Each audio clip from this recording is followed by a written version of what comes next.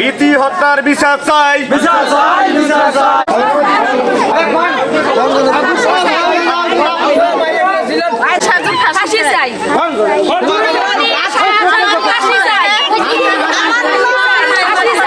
তেল দিছে, হ্যাঁ তারপর আগুন দিয়ে লাগিয়ে দিছে, তারপর পানি দিয়ে গাড়িতে পানি দিয়া তারপর তেল দিয়া গাড়ি বুম করে চলেছে। বাবা সাজু ঝগড়া রাখছিল, তারপর গ্যাস দিয়ে আগুন দিছিল, তারপর পেট্রোলও দিছিল। আমার মেয়ে মোসাম্মদ বিথি আক্তার শনিবার 9 তারিখ আনুমানিক রাত 8টায় তার বাসায় আমার জামাই নরপশু আগুন দিয়ে পেট্রোল আগুন দিয়ে পুড়ি দিয়ে পালিয়ে যায়। পরে ওখান থাকিয়া আমার মেয়েকে নীলফামারী হাসপাতালে ভর্তি করে, ওখান থেকে আমরা রেফার করি রংপুরে নেই, রংপুর থেকে ঢাকা 12 ইউনিটে নেই। সেখান থেকে কয়েকদিন চিকিৎসার পর আমার মেয়ে মৃত্যুবরণ করে।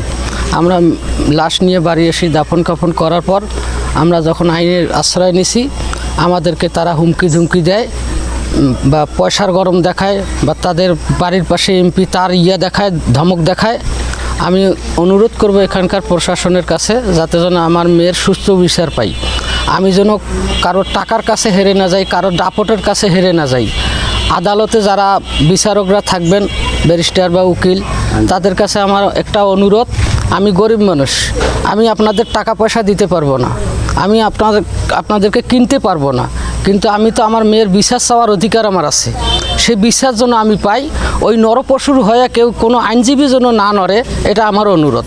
আমার মেয়ের হত্যাকারীর বিচার চাই, ওর আমি ফাঁসি চাই। আমার ননদের আমি সুস্থ বিচার চাই। আমার ননদ খুব ভালো মেয়ে ছিল, সুস্থ মেয়ে ছিল, সে কখনো কারোর সাথে দুর্ব্যবহার করে নাই। সেই স্বামীর কাছে গেছে সংসার করার জন্য, সেই স্বামী যে এত নির্যাতনভাবে তার সাথে অত্যাচার করবে আমরা স্বপ্ন ধারণা করে নাই। ওই ছেলে আমরা কিন্তু ফাঁসি চাই। আর যদি সৈয়দপুরবাসী বা প্রশাসন বা জজ হোক বা উকিল হাকিম ম্যাজিস্ট্রেট যারাই হোক, আমরা গরিব মানুষ, তাদেরকে কিন্তু টাকা দিয়ে কেনার কিন্তু আমাদের সামর্থ্য নাই। আমরা শুধু অনুরোধ করব সাজুর জন্য কঠিনতম কঠিন শাস্তি হয়। এইরকম খুনি আমারও মেয়ে আছে বা আমারও বোন আছে, আমারও ভাতিজি আছে, এগুলো বহু জায়গায় বিয়ে শাদি দিছি। যদি এইটার বিচার যদি সঠিক না হয়, তাহলে আমার মা বোন আরও যেগুলো আছে এগুলো আরও হতে পারে। এটা তো লজ্জা বাড়ি যাচ্ছে। এখন কথা হলো যে এই খুনির উচিত শিক্ষা দেওয়া, তার ফাঁসিটাও হওয়া দরকার। 500 কোটি টাকা দিলে হবে না, মানে 500 কোটি টাকা যদি দেয়, ও যেটা আপোষ করবো, আমরা আপোষ মানি না। ওর লাশ কাটা ঘর থেকে শুরু করে ধোলাই পর্যন্ত সব কাছে আমি ছিলাম। তো ওগুলো স্মৃতি যদি দেখেন আপনারা কেউ স্থির থাকতে পারবেন না। তো আনার পরে রাত একটা আনার পরের দিন মাটি দেওয়ার পরে কিছু প্রভাবশালী নেতাকর্মী আমাকে ঘিরে ধরে রাতের বেলা, ধরে বলে আমাকে বিভিন্ন প্রস্তাব দেয় আমার কাছে, যাতে আমার চাচাকে আমি বলে এটা মীমাংসা করি। তো আমি বলছি যদি 500 কোটি টাকাও দেওয়া হয়, তোমরা কেসটা এটা মীমাংসা করো। আর আমি আমার চাচাকে নিয়ে আমি প্রধানমন্ত্রী জনাব তারেক রহমানের কাছে যাব এই বিচারের জন্য। প্রয়োজনে পুরো এলাকাবাসীর যত আছে সবার স্মারকলিপি নিয়ে আমি মাননীয় প্রধানমন্ত্রীর কাছে যাব, এর সুষ্ঠু বিচার চাই।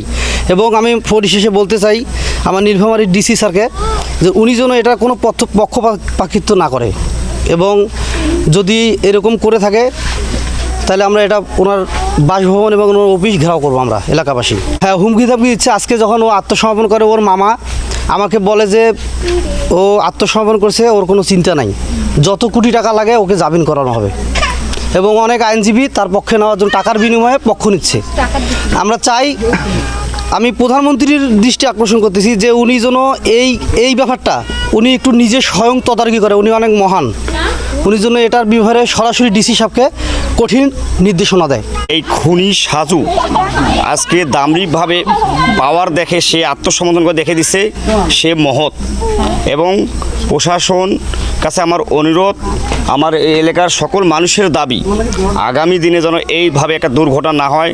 কোনো স্বামী নিজের স্ত্রীকে গাড়ির পেট্রোল দিয়ে আগুন দিয়ে পুড়িয়ে মারতে না পারে। বর্তমান আমাদের সরকার এই নারী নির্যাতন প্রতিরোধে কঠোর। তাই আমি তারেক রহমান মাননীয় প্রধানমন্ত্রীর কাছে অনুরোধ, আপনি এই বিষয়ে একটু খেয়াল রাখবেন। আর যেন আগামীতে কোনো নারীকে স্বামীর কাছে এভাবে জীবন দিতে না হয়। হ্যাঁ, আমাদের এই নীলফামারী 4 আসন সৈয়দপুর কিশোরগঞ্জের মাননীয় এমপি আমরা অনেকবার ফোন দিয়েছি, পাইনি। উনি আমাদের এমপি, আমরা এই এলাকার মানুষ সবাই ভোট দিয়ে নির্বাচিত করেছি। উনি এখন পর্যন্ত এই পরিবারের পাশে আসেনি বা এখন পর্যন্ত খোঁজখবরও নেয়নি মেয়েটা কীভাবে মৃত্যুবরণ করলো। তাই আমাদের জাতীয় সংসদ সদস্য মোতাকিম ভাইয়ের কাছে অনুরোধ, আপনি আমাদের অত্র এলাকার এমপি, আপনি ন্যায় বিচারের জন্য আমাদেরকে সহযোগিতা করবেন, তাহলে আপনার প্রতি সবাই কৃতজ্ঞ থাকবো আমরা। বিচার চাই, প্রীতি হত্যার বিচার চাই। বিচার চাই, বিচার চাই।